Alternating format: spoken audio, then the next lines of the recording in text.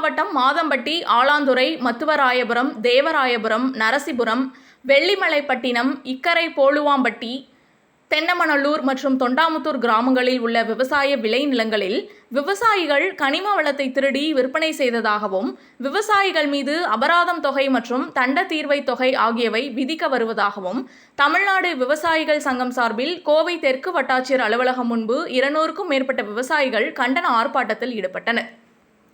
பின்னர் செய்தியாளர்களை சந்தித்து பேசிய தமிழ்நாடு விவசாயிகள் சங்கம் தலைவர் சு. பழனிசாமி கூறியதாவது: கடந்த 3 மாதங்களாக விவசாயிகள் செம்மண், கிராவல் மண் எடுத்ததாக கூறி 5 லட்சம் முதல் 1.5 கோடி ரூபாய் வரை அபராதம் விதித்து வருவதாகவும், 35 ஆண்டுகளுக்கு முன்பு விவசாயிகள் மண் எடுத்ததாக கூறி தற்போது நீதிமன்றம் உத்தரவு என்று கூறி அதிகாரிகள் அவதூறு வழக்கு பதிவு செய்து வருவதாகவும் விவசாயிகள் குற்றம் சாட்டினர்.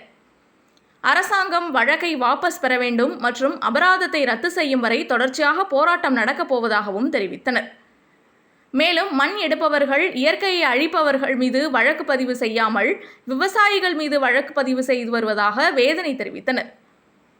மேலும் தொடர்ச்சியாக 10 ஆண்டுகளாக பட்டா சிட்டா வைத்து விவசாயம் செய்து வரும் விவசாயிகள் மீது பொய் வழக்கு போட்டும் கனிம வளத்தை கொள்ளையடிப்பவர்களை விட்டுவிட்டு கனிம வளம் திருட்டு என்ற பெயரில் விவசாயிகளை அலைக்கழித்து அபராதம் போடுவதை நிறுத்த வேண்டும் எனவும் தெரிவித்தார். கோவை மாவட்டத்தில் கடந்த 3 மாதங்களாக விவசாயிகள் மீது போர் தொடுக்க முடியாத ஒரு போரை தொடுத்திருக்கிறார்கள். அது என்ன போர் என்றால் வித்தியாசமாக விவசாயிகள் நிலங்களில் செம்மண்ணை திருடிவிட்டார்கள், கிராவல் மண்ணை திருடிவிட்டார்கள். ஆகவே இவர்களுக்கெல்லாம் 5 லட்சத்திலிருந்து 1.5 கோடி ரூபாய்க்கு அபராதம் விதித்திருக்கிறார்கள். திருடியது யார், குற்றவாளி யார் கண்டுபிடிக்க முடியாது. எப்பொழுது நடந்தது? 35 ஆண்டுகளுக்கு முன்பு மண் எடுத்தான் விவசாயி. எப்பொழுது? 35 ஆண்டுகளுக்கு மண் எடுத்த விவசாயியை கண்டுபிடிக்காதவர்கள், குற்றவாளியை கண்டுபிடிக்காதவர்கள் கடந்த 1 மாத காலமாக நீதிமன்றம் உத்தரவு என்கிற வகையில் விவசாயிகள் மீது ஒரு அவதூறு வழக்கை பதிவு செய்து இத்தகைய முயற்சி மேற்கொள்கிறார்கள். ஆகவே கைவிட வேண்டும், திரும்பப் பெற வேண்டும். திரும்பப் பெறுகிற வரைக்கும் தொடர் விவசாயிகள் விதவிதமான போராட்டத்தை நடத்த முடிவு செய்திருக்கிறோம். கருப்பு கொடி ஆர்ப்பாட்டம், மனித சங்கிலி போராட்டம், ஜனநாயக ரீதியில் வழங்குகிற அத்தனை போராட்டங்களும் கையில் எடுத்து நடத்துகின்ற முடிவு செய்திருக்கிறோம். அப்புறம் கடைசியாக முற்றுகை போராட்டத்தையும் விவசாயிகள் நடத்துவார்கள். திரும்பப் பெறுகிற வரைக்கும், நியாயம் கிடைக்கிற வரைக்கும், நேர்மையான விவசாயிகளுக்கு நல்ல பதில் கிடைக்கிற வரைக்கும் எங்கள் போராட்டத்தை தூண்டக்கூடாது என்பதற்காக அரசாங்கத்தோடு விவசாயிகள் ஒத்துழைத்து போகிறோம்.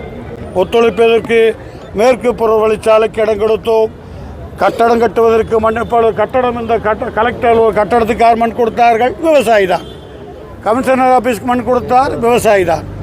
சோறு போட்டு உத்தரவு போடக்கூடியவர்களுக்கு உணவு கொடுப்பவன் யார்? விவசாயி தான். ஆனால் இவ்வளவு கடையிலும் விவசாயியை தொல்லைப்படுத்துவது நியாயம்தானா? நீதிமன்றத்திலிருந்து ஒரு தவறான உத்தரவை பெற்று இவர்கள் மீது நடவடிக்கை என்கிற செய்தி வருத்தமளிக்கிறது. திரும்பப் பெற வேண்டும், விவசாயி மீது போட்டிருக்கிற அபராதத்தை திரும்பப் பெற வேண்டும் கேட்டுத்தான் இத்தகைய போராட்டத்தை நாங்கள் நடத்துகிறோம். எங்கள் போராட்டம் வெற்றி பெறும் வரைக்கும் நீதிமன்றத்தை நாடுவோம், மக்கள் போராட்டத்தை நடத்துவோம், முற்றுகை போராட்டத்தை நடத்துவோம். எப்படி ஒரு காலத்தில் 72 மிகப்பெரிய போராட்டத்தை விவசாயிகள் நடத்தினோம், அத்தகைய போராட்டத்தை நாங்கள் தூண்டவில்லை, சில நபர்கள் தூண்டுகிறார்கள். தூண்டியவர்கள் மீது நடவடிக்கைகள், விவசாயியை மீது நடவடிக்கை தவிர்க்க வேண்டும். இத்தகைய போராட்டத்தை முதல் கட்டமாக துவக்கி இருக்கிறோம். இந்த போராட்டம் தொடரும்.